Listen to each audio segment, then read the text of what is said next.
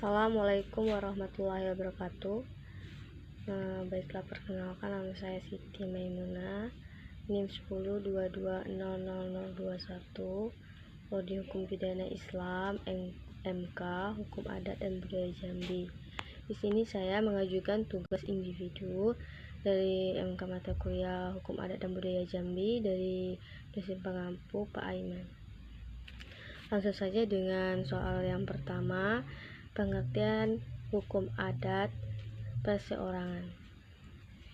Hukum perseorangan adalah keseluruhan kaidah hukum yang mengatur kedudukan manusia sebagai subjek hukum dan wewenang untuk memperoleh, memiliki, dan mempergunakan hak-hak dan kewajiban ke dalam lalu lintas hukum, serta kecakapan untuk bertindak sendiri, melaksanakan hak-haknya, juga hal-hal yang mempengaruhi kedudukan subjek hukum. Dalam artian sempit, hukum perseorangan dapat diartikan sebagai hukum orang yang hanya ketentuan orang sebagai subjek hukum.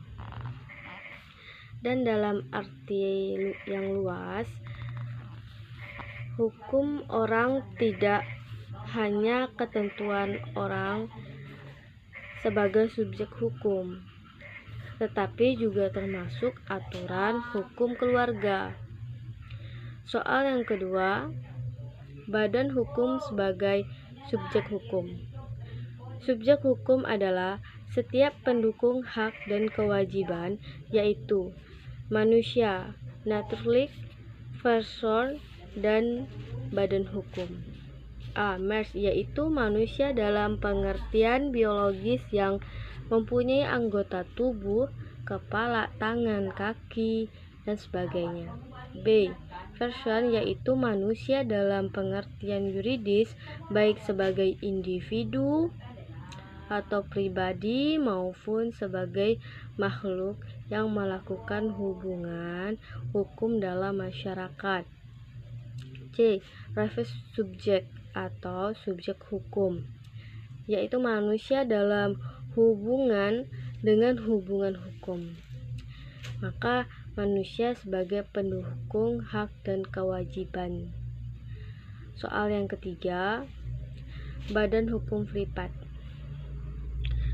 Badan hukum privat ialah merupakan badan hukum yang dibuat menurut dasar hukum perdata atau berbentuk badan usaha dan adalah satu kesatuan yang memenuhi syarat dan yang ditentukan hukum. Badan hukum privat yang mempunyai tujuan privat contohnya adalah perseorangan terbatas atau PT atau non material, seperti yayasan. Badan hukum dalam bahasa Indonesia diartikan sebagai organisasi atau perkumpulan yang didirikan dengan akta yang otentik dan dalam hukum diperlukan sebagai orang yang memiliki hak dan kewajiban atau disebut juga dengan subjek hukum. Baiklah, sekian dari saya. Terima kasih. Wassalamualaikum warahmatullahi wabarakatuh.